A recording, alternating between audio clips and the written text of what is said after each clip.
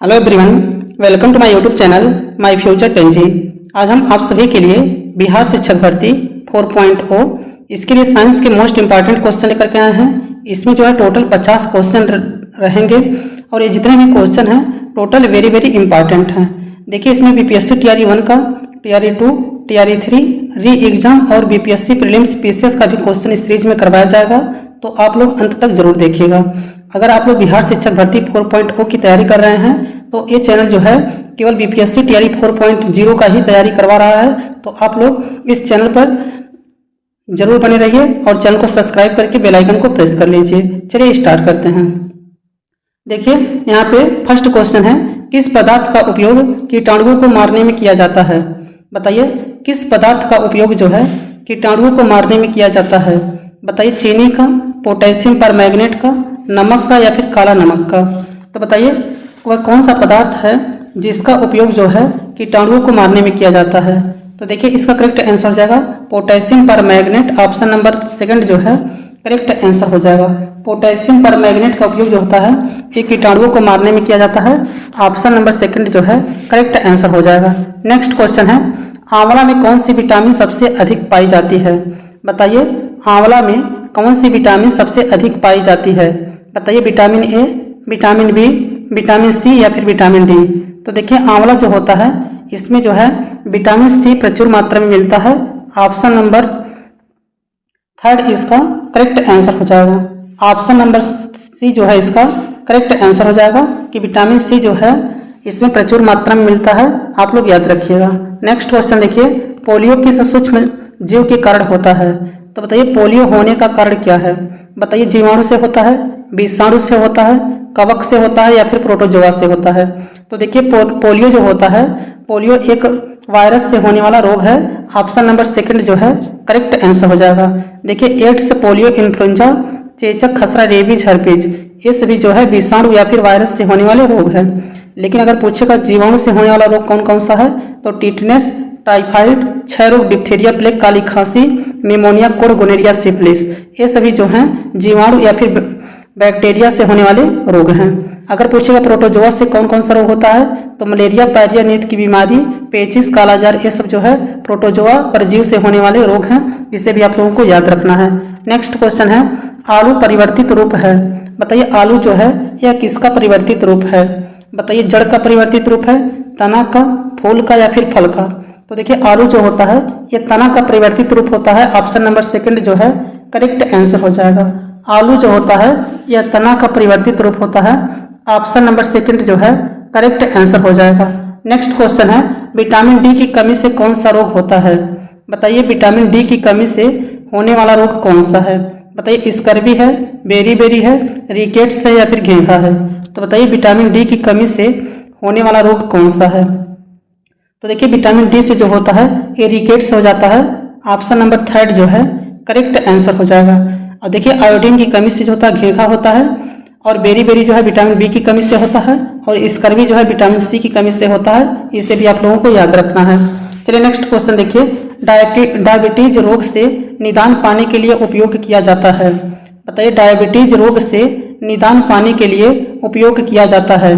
बताइए, शर्करा का उपयोग किया जाता है, ग्लूकोज का, इंसुलिन का या फिर जल का? तो बताइए, डायबिटीज रोग से निदान पाने के लिए उपयोग किया जाता है।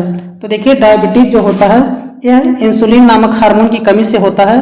तो इसका ऑप्शन नंबर थर्ड जो है करेक्ट आंसर हो जाएगा। ऑप्शन नंबर थर्ड इसका करेक्ट आंसर हो जाएगा। इसे भी आप लोग याद रखिएगा।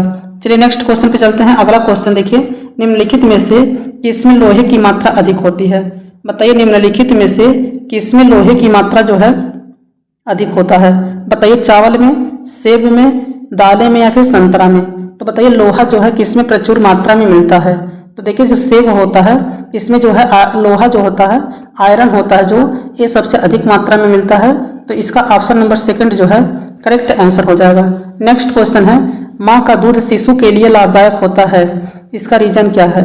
बताइए, माँ का दूध जो है ये शिशु के लिए लाभदायक होता है क्योंकि यह स्वादिष्ट होता है, इसमें एंटीबॉडी होते हैं, इसमें लोहा पाया जाता है, इसमें कैल्शियम पाया जाता है। तो बताइए, इसका करेक्ट आंसर क्या होता है?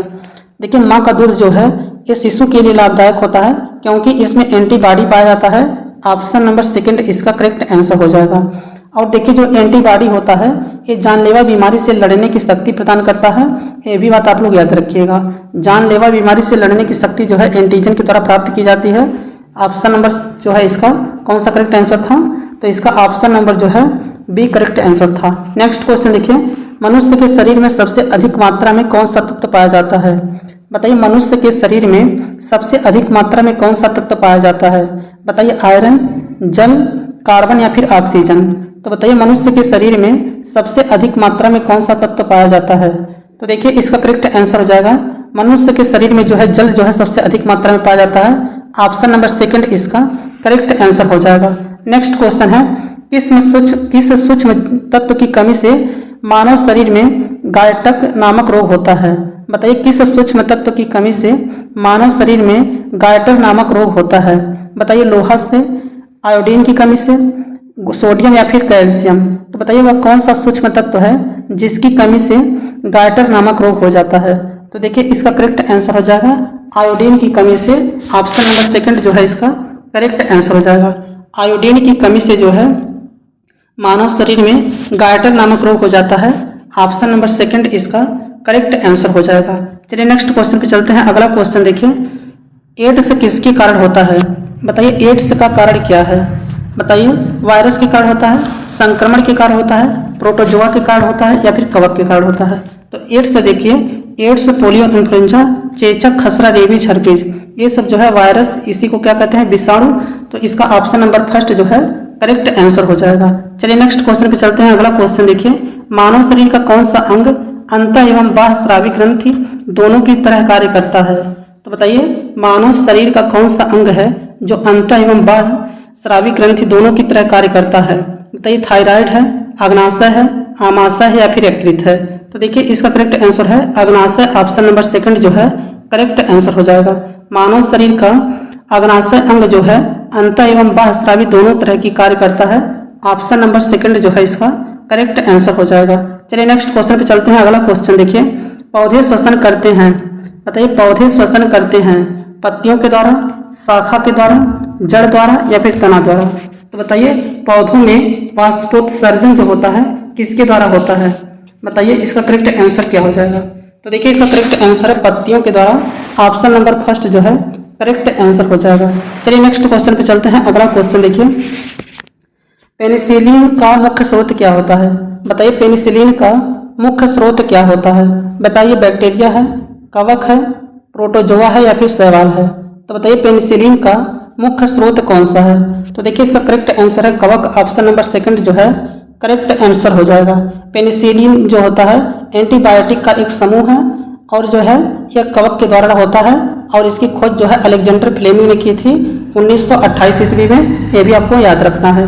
नेक्स्ट क्वेश्चन है, कौन सा रंग क्लोरोफिल द्वारा अवशोषित नहीं किया जाता है? तो बताइए निम्नलिखित में से कौन सा रंग है जो क्लोरोफिल के द्वारा अवशोषित नहीं किया जाता है? बताइए नीला है, लाल है, हरा है या फिर पीला है? तो बताइए निम्नलिखित में से कौन सा रंग है जो क्लोरोफिल के द्वारा जो है अवशोषित नहीं किया जाता है? तो देखिए इसका करेक्ट आंसर है नीला। ऑप्शन नंबर फर्स्ट जो है, देखिए इसका ऑप्शन नंबर थर्ड जो है हरा रंग जो होता है ये क्लोरोफिल के द्वारा जो है अवशोषित नहीं किया जाता है।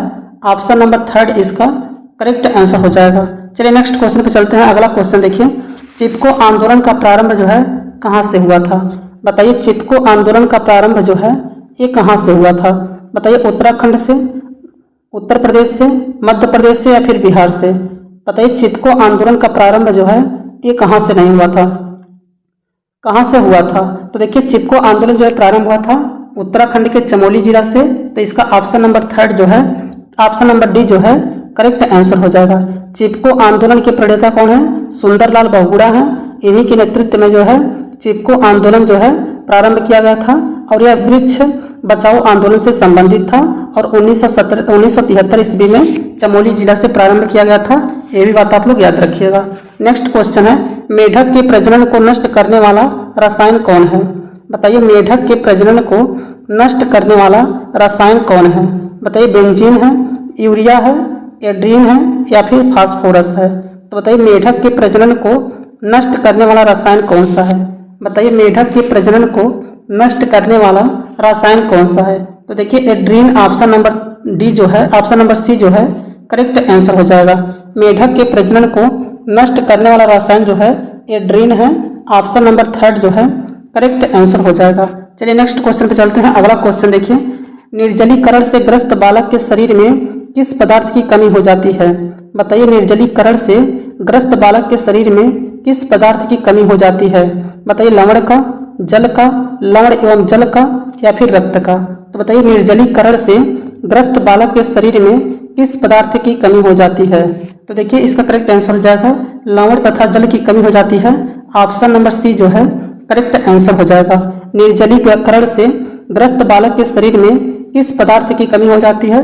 तो लवण तथा जल की कमी हो जाती है, ऑप्शन नंबर सी जो है करेक्ट आंसर है। नेक्स्ट क्वेश्चन है, पक्षियों की चोंच निम्नलिखित में से किस पर आश्रित होती है? बताइए पक्षियों की जो चोंच होती है निम्नलिखित में से किस पर आश्रित होती है?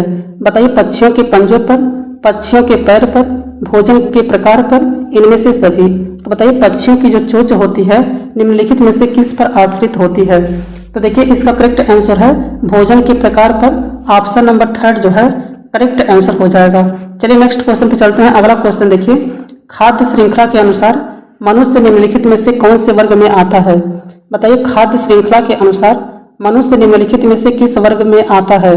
बताइए शाकाहारी में आता है, सर्वाहारी में आता है, मांसाहारी में आता है, शाकाहारी एवं सर्वाहारी में आता है। तो देखिए खाद्य श्रृंखला के अनुसार जो है मनुष्य जो होता है ये बताइए निम्नलिखित में से किस वर्ग में आता है? तो देखिए एक करेक्ट आंसर हो जाएगा सर्वाहारी में आता है, ऑप्शन नंबर सेकंड इसका करेक्ट आंसर हो जाएगा। चलिए नेक्स्ट क्वेश्चन पे चलते हैं। अगला क्वेश्चन देखिए अगला क्वेश्चन है, समाज की कौन सी इकाई में रक्त संबंधों का पाया जाना अनिवार्य है?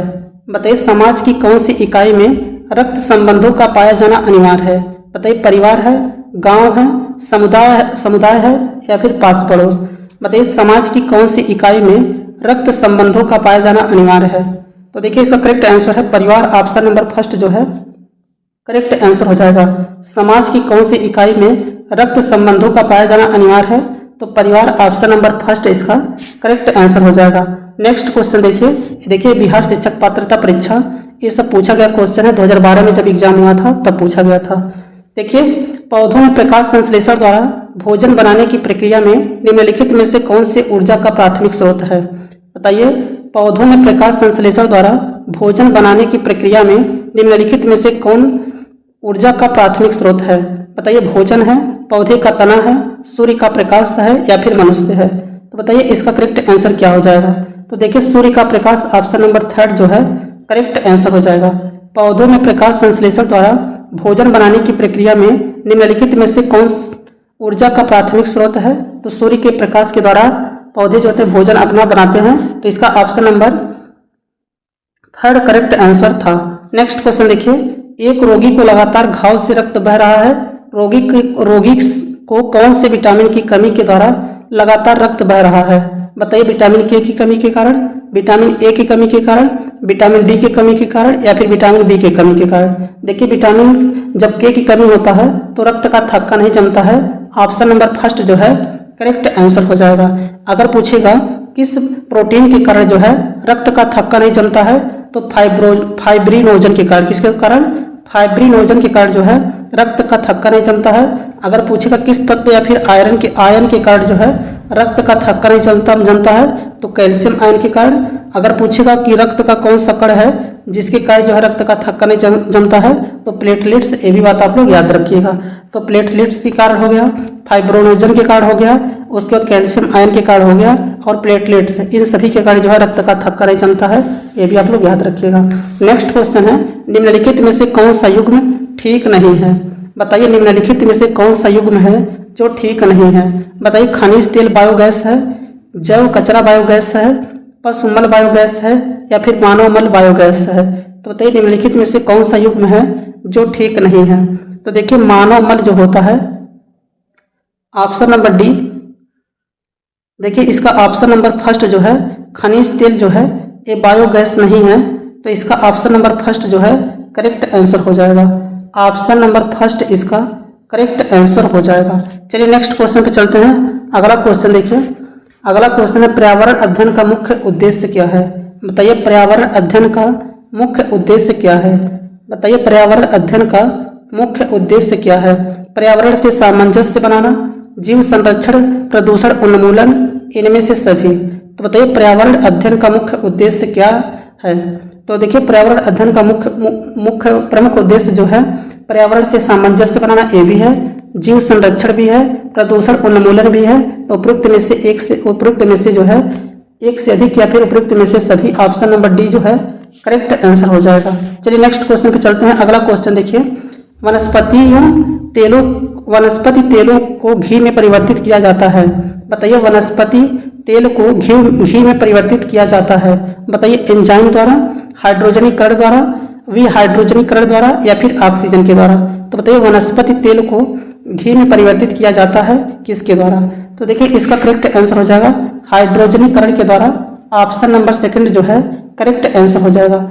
वनस्पति तेल को घी में परिवर्तित किया जाता है किसके द्वारा, हाइड्रोजनीकरण के द्वारा किया जाता है। ऑप्शन नंबर सेकंड जो है करेक्ट आंसर हो जाएगा।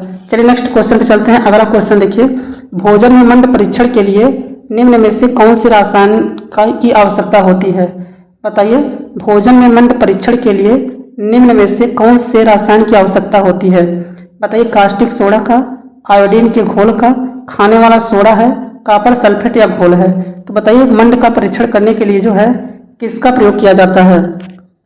तो देखिए 2 से 3 बूंद जो है इसमें आयोडीन का विलयन डाला जाता है। तो इसका ऑप्शन नंबर सेकंड जो है करेक्ट आंसर हो जाएगा। यदि खाद्य का पदार्थ का रंग नीला या काला हो जाता है तो खाद्य पदार्थ में मंड की उपस्थिति पता चलती है। ये भी बात आपको याद होना चाहिए कि अगर उसमें जो है 2 से 3 बूंद अगर आयोडीन का घोल डालते हैं तो अगर उसका रंग जो है नीला या फिर काला पड़ जाता है तो ये समझ लीजिए कि खाद्य पदार्थ में जो है मंड उपस्थित है। ये आप लोग याद रखिएगा। नेक्स्ट क्वेश्चन है, निम्न में से कौन एक प्रोटीन का उदाहरण नहीं है। बताइए निम्नलिखित में से कौन एक प्रोटीन का उदाहरण नहीं है। बताइए पेप्सिन है, सेलुलोज है, ट्रिप्सिन है या फिर ग्लोबिन है। तो बताइए निम्नलिखित में से कौन सा प्रोटीन का उदाहरण नहीं है। तो देखिए सेलुलोज जो होता है ये प्रोटीन का उदाहरण नहीं होता है। सेलुलोज एक प्रकार का कार्बोहाइड्रेट है। तो इसका ऑप्शन नंबर सेकंड जो है करेक्ट आंसर हो जाएगा। चलिए नेक्स्ट क्वेश्चन पे चलते हैं। अगला क्वेश्चन देखिए, मनुष्य एवं तिलचट्टा है। बताइए मनुष्य एवं तिलचट्टा क्या होता है। बताइए शाकाहारी होता है, मांसाहारी होता है, सर्वाहारी होता है या फिर परिजीव होता है। तो देखिए मनुष्य एवं तिलचट्टा जो होते हैं ये सर्वाहारी होते हैं। ऑप्शन नंबर थर्ड जो है करेक्ट आंसर हो जाएगा। मनुष्य एवं तिलचट्टा जो है ये सर्वाहारी होते हैं। ऑप्शन नंबर थर्ड जो है करेक्ट आंसर हो जाएगा। नेक्स्ट क्वेश्चन है, किन परिस्थितियों में अधिक प्रोटीन युक्त भोजन की आवश्यकता होती है। बताइए किन परिस्थितियों में अधिक प्रोटीन युक्त भोजन की आवश्यकता होती है। बताइए बढ़ते हुए बच्चों को, गर्भवती महिलाओं को, दूध पिलाने वाली माँ को या फिर इनमें से सभी को। तो बताइए किन परिस्थितियों में अधिक प्रोटीन युक्त भोजन की आवश्यकता होती है। बताइए किन परिस्थितियों में अधिक प्रोटीन युक्त भोजन की आवश्यकता होती है। तो देखिए इनमें से सभी को ऑप्शन नंबर डी जो है करेक्ट आंसर हो जाएगा।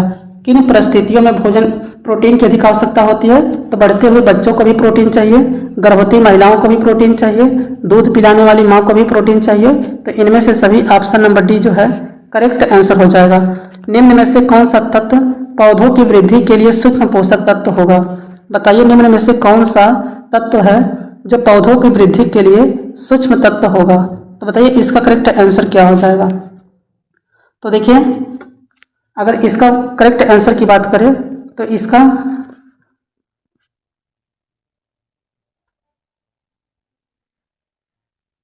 करेक्ट आंसर हो जाएगा मैग्नीज। ऑप्शन नंबर डी जो है करेक्ट आंसर हो जाएगा। चलिए नेक्स्ट क्वेश्चन पे चलते हैं। अगला क्वेश्चन देखिए, निम्न में से कौन सा विटामिन बी की श्रेणी में नहीं आता है।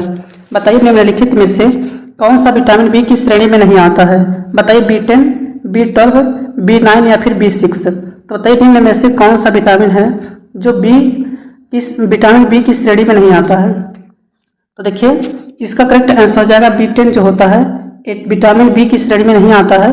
तो इसका ऑप्शन नंबर फर्स्ट जो है करेक्ट आंसर हो जाएगा। देखिए विटामिन B12 को जो है फोलिक एसिड कहते हैं। ये आपके एग्जाम में पूछता है, ये आप लोग याद रखिएगा।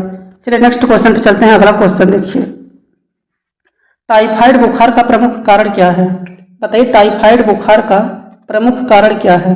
बताइए वायरस है, बैक्टीरिया है, फफूंदी है या फिर एलर्जी है। तो बताइए टाइफाइड जो होता है यह किसके कारण होता है।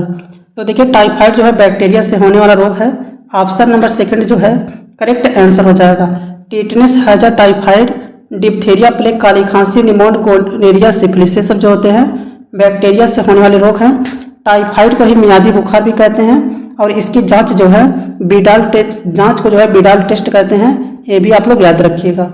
चलिए नेक्स्ट जो ये होता है संदूषित जल और भोजन से होता है, ये भी आप लोग याद रखिएगा। नेक्स्ट क्वेश्चन देखिए, पूसा रोबी एक किस्म का है। बताइए पूसा रोबी जो है बताइए किसका किस्म है। बताइए पत्ता गोभी का है, बैगन का है, टमाटर का है या फिर प्याज का है। तो बताइए पूसा रोबी जो है एक किस्म का है। तो देखिए एक जो होता है टमाटर का एक किस्म है। ऑप्शन नंबर थर्ड जो है करेक्ट आंसर हो जाएगा। पूसा रोबी जो होता है एक टमाटर का किस्म होता है। ऑप्शन नंबर थर्ड जो है करेक्ट आंसर हो जाएगा। नेक्स्ट क्वेश्चन देखिए, निम्न में से कौन सी वे नई प्रजातियां हैं जो केरल के पेरियार टाइगर रिजर्व में शोधकर्ताओं के एक समूह द्वारा टर्नोमिनेक्स जीन्स से संबंधित खोजी हुई नई प्रजातियों में से एक है। तो बताइए इसका करेक्ट आंसर क्या हो जाएगा। सांप है, गिलहरी है, चींटी है या फिर छिपकली है। तो देखिए इसका करेक्ट आंसर है चींटी। Option number third correct answer हो जाएगा। चलिए नेक्स्ट क्वेश्चन पे चलते हैं। अगला क्वेश्चन देखिए, निम्नलिखित में से कौन सा भारत सरकार द्वारा पर्यावरण, वन और जलवायु परिवर्तन मंत्रालय के अधीन सर्वोच्च अनुसंधान संगठन है जो देश के जंगली पौधों के संसाधनों पर टैक्सोनॉमिक और फूलवादी अध्ययन करता है। बताइए भारत के वनस्पति और जीव आयोग है, भारत की पर्यावरण निगरानी और फूल सर्वेक्षण है, भारत के फूलों का सर्वेक्षण, भारतीय वनस्पति सर्वेक्षण। तो बताइए इसका करेक्ट आंसर क्या हो जाएगा। तो देखिए इसका ऑप्शन नंबर डी भारतीय वनस्पति सर्वेक्षण, ऑप्शन नंबर डी जो है करेक्ट आंसर हो जाएगा। चलिए नेक्स्ट क्वेश्चन पे चलते हैं। अगला क्वेश्चन देखिए, एक खास रासायनिक संदेशवाहक मैसेंजर अणु एक एंडोक्राइन ग्लैंड से संश्लेषित होता है जो निम्न में से कौन सा है। बताइए एक खास रासायनिक संदेशवाहक अणु एक एंडोक्राइन ग्लैंड से संश्लेषित होता है जो निम्न में से कौन सा है। बताइए एंजाइम है, एक्टिवेटर है, हार्मोन है या फिर रेगुलेटर है। तो बताइए इसका करेक्ट आंसर क्या हो जाएगा। तो देखिए इसका करेक्ट आंसर है हार्मोन। ऑप्शन नंबर थर्ड जो है करेक्ट आंसर हो जाएगा। Hormone option number third correct answer हो जाएगा। नेक्स्ट क्वेश्चन है, ड्रग पैरासीटामॉल का प्रयोग किस रूप में किया जाता है। बताइए ड्रग पैरासीटामॉल का उपयोग किस रूप में किया जाता है। बताइए एंटीसेप्टिक के रूप में, एंटीबायोटिक के रूप में, एंटीपायरेटिक के रूप में। तो बताइए पैरासीटामॉल का प्रयोग जो है किसके रूप में किया जाता है। तो देखिए इसका करेक्ट आंसर है एंटीबायोटिक के रूप में। ऑप्शन नंबर सेकंड जो है करेक्ट आंसर हो जाएगा। एंटीबायोटिक जो है ये दर्द निवारक है, ये भी आप लोग याद रखिएगा। चलिए नेक्स्ट क्वेश्चन पे चलते हैं। अगला क्वेश्चन देखिए, वृद्धि हार्मोन की कमी की अवस्था में बच्चा बौना रह जाता है, नेत्रहीन हो जाता है, लंबा होता है या फिर गूंगा हो जाता है। तो बताइए वृद्धि हार्मोन की कमी की अवस्था में बच्चा बताइए कैसा होता है। तो देखिए वृद्धि हार्मोन की जब कमी होती है तो बच्चा जो है बौना रह जाता है। ऑप्शन नंबर फर्स्ट जो है करेक्ट आंसर हो जाएगा। नेक्स्ट क्वेश्चन है, देखिए अगला क्वेश्चन है, विल्सन बीमारी या फिर डिजीज एक बिरला वंशानुगत विकार है जिसमें शरीर में निम्नलिखित विकल्पों में से किसकी अधिक मात्रा जमा होने से लीवर, मस्तिष्क और आंखों को नुकसान पहुंचाता है।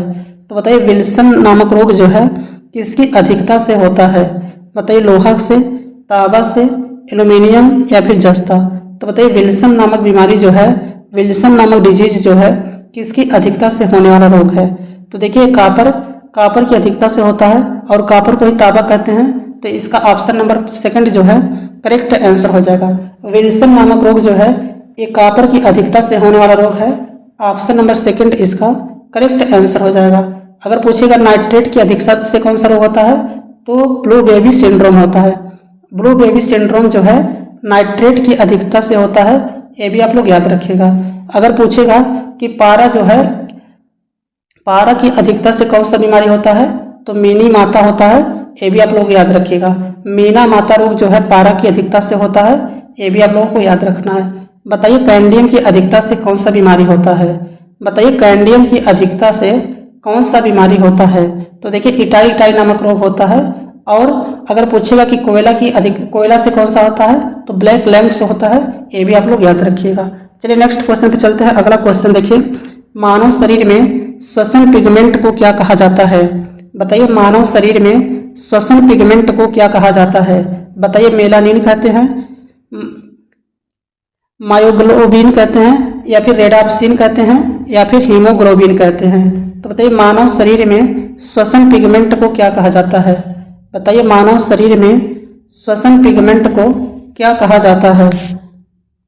तो देखिए इसका करेक्ट आंसर हो जाएगा हीमोग्लोबिन। ऑप्शन नंबर डी जो है करेक्ट आंसर हो जाएगा। मानव शरीर में श्वसन पिगमेंट को हीमोग्लोबिन कहा जाता है।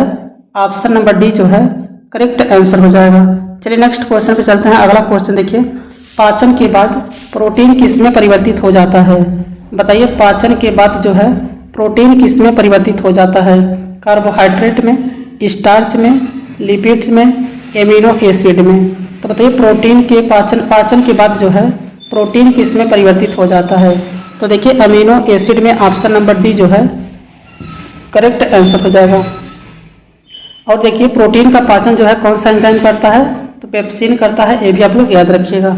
चलिए नेक्स्ट क्वेश्चन पे चलते हैं। अगला क्वेश्चन देखिए, परागण परिभाषित किया जाता है। बताइए परागण जो है परिभाषित किया जाता है संतान की उत्पत्ति के रूप में, प्रत्येक परागकण से पराग ट्यूब के उद्भवन के रूप में, एंथर से स्टिग्मा तक पराग के स्थानांतरण के रूप में, स्टाइल से स्टिग्मा तक परागण के स्थानांतरण के रूप में। तो बताइए परागण जो होता है इसे परिभाषित किया जाता है। तो देखिए इसका करेक्ट आंसर हो जाएगा एंथर से स्टिग्मा तक परागण के स्थानांतरण के रूप में। ऑप्शन नंबर थर्ड जो है करेक्ट आंसर हो जाएगा। परागण जो होता है एंथर से स्टिग्मा तक पराग के स्थानांतरण के रूप में जो है परागण को परिभाषित किया जाता है। ऑप्शन नंबर थर्ड जो है करेक्ट आंसर हो जाएगा। नेक्स्ट क्वेश्चन देखिए, क्योटो प्रोटोकॉल निम्नलिखित में से किसके साथ जुड़ा हुआ है? बताइए क्योटो प्रोटोकॉल जो है निम्नलिखित में से किसके साथ जुड़ा हुआ है? बताइए औषधि पौधे से, ग्रीन हाउस गैस से, परमाणु अपशिष्ट से, या फिर जलवायु परिवर्तन से। तो बताइए क्योटो प्रोटोकॉल जो है निम्नलिखित में से किसके साथ जुड़ा हुआ है? तो देखिए क्योटो प्रोटोकॉल जो आया था 1997 में। कब आया था? 1997 में आया था और ये जलवायु परिवर्तन से संबंधित है। ऑप्शन नंबर डी जो है करेक्ट आंसर हो जाएगा। क्योटो प्रोटोकॉल जो है ये जापान द्वारा अपनाया गया था, ये भी आप लोग याद रखिएगा। चलिए नेक्स्ट क्वेश्चन पे चलते हैं। अगला क्वेश्चन देखिए, ओजोन परत को CFC से बचाने के लिए बनाई गई अंतर्राष्ट्रीय संधि कौन सी है? बताइए ओजोन परत को CFC से बचाने के लिए बनाई गई अंतर्राष्ट्रीय संधि कौन सी है? बताइए पेरिस समझौता है, मॉन्ट्रियल प्रोटोकॉल है, कार्टजेनेवा प्रोटोकॉल है, या फिर नगोया प्रोटोकॉल है। तो बताइए ओजोन परत को CFC से बचाने के लिए बनाई गई अंतर्राष्ट्रीय संधि कौन सी है? तो देखिए इसका करेक्ट आंसर हो जाएगा Montreal protocol. Option number second जो है करेक्ट आंसर हो जाएगा।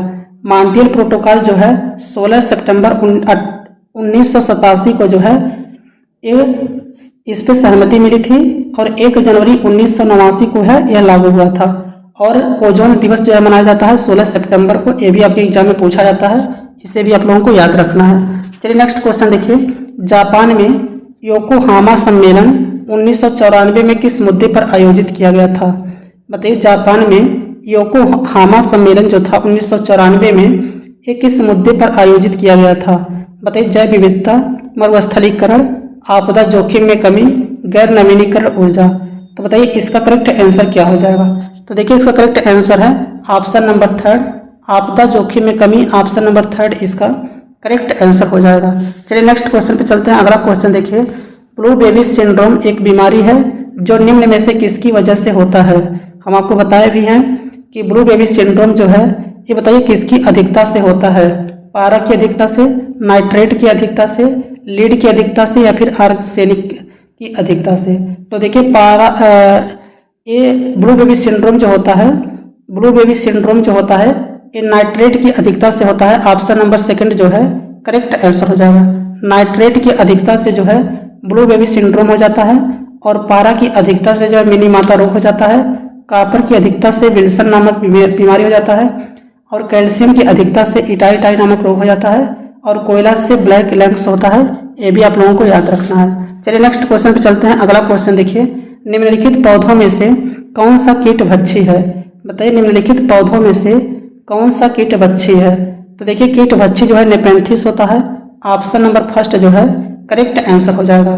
कीट भक्षी जो होता है नेफेंथिस होता है। नेफेंथिस को ही मैंकी कैप भी कहा जाता है, और इसी को ट्रॉपिकल पीचर प्लांट भी कहते हैं।